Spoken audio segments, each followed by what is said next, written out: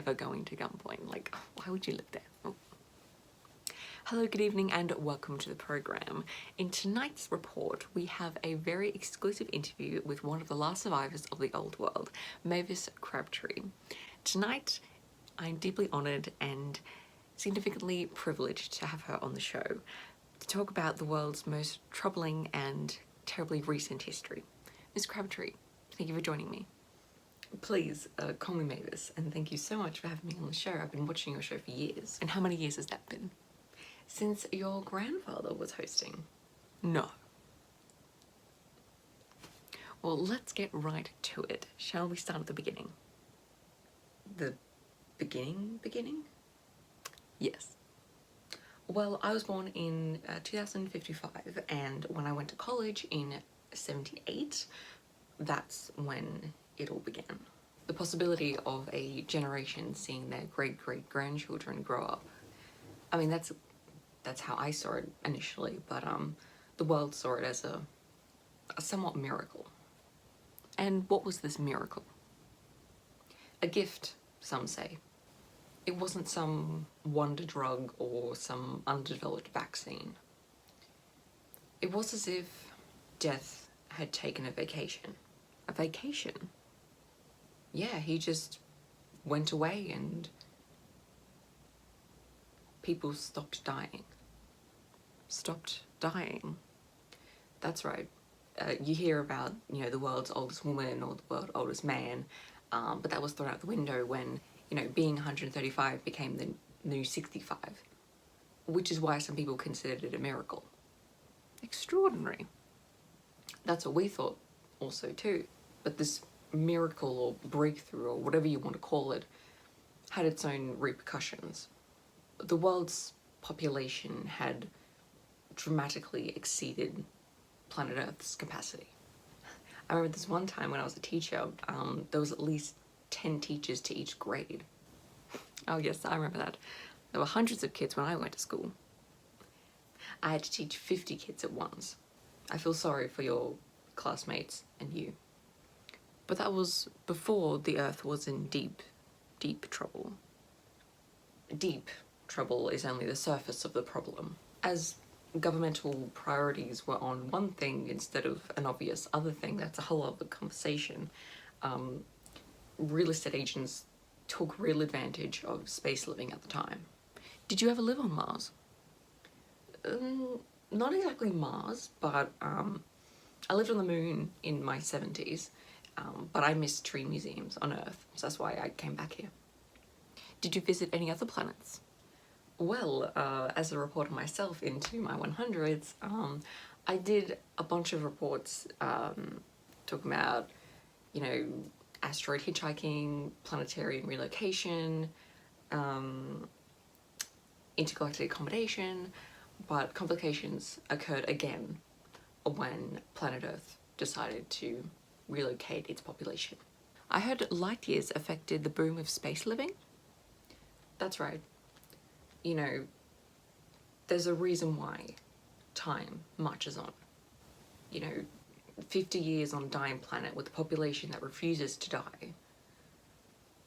You know, I still remember when, you know, what I was doing when I found out about that Julie woman. I wasn't sure when to bring her up.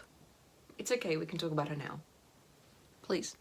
I was cleaning my desk after completing this report, which ironically was about this guy in India who was the fourth member of his family to surpass the age of 199.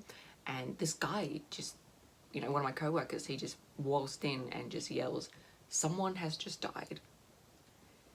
You know, as anticlimactic as that is now, you know, I've never felt the atmosphere in a room change so quickly. Were you hoping for this?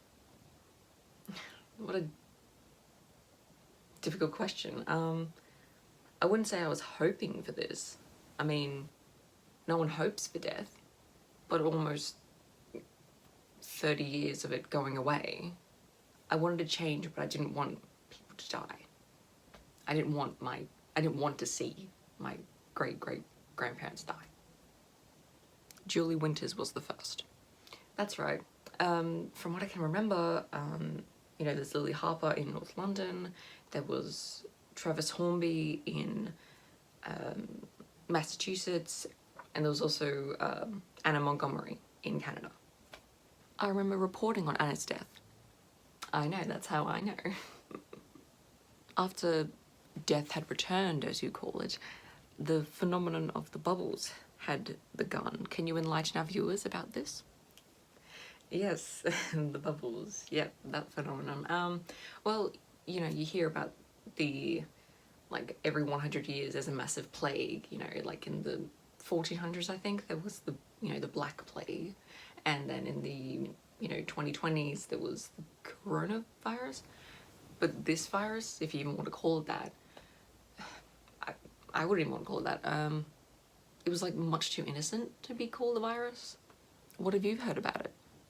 Apparently, and I can confirm that it has not happened to me. If you see like a single bubble or like a cluster of bubbles around you, like regular like dish soap bubbles, apparently death is coming for you. Do you believe in it? I'm not sure if it's something to be believed in. You know, like, do you believe in cancer? Do you believe in the measles? Apparently they're coming back too. Do you know if there's any way to find out who's it after next?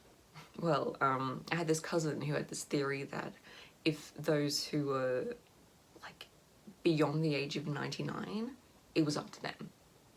Well, I'm just 78 myself. Lucky. But my cousin, God rest his soul, passed away not even a month ago. And there is honestly no way of knowing if he saw the bubbles. Well, let's pray you don't see them.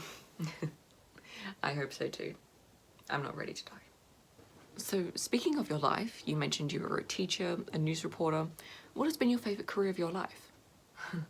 That's a tough one. Well, I love kids. You know, I have 6 myself. But I also love helping people. So, I'm gonna have to say a doctor. You know, not wanting people to die has kind of driven me. After being 20 years as being a physician, so yeah. It sounds you've had a beautiful life. I do. What I really want to talk about is how the bubbles is just completely crazy, and it's just, what have you deciphered from this? Like, meters? Meters? Miss Crabtree? What? Oh, I'm sorry, what was the question?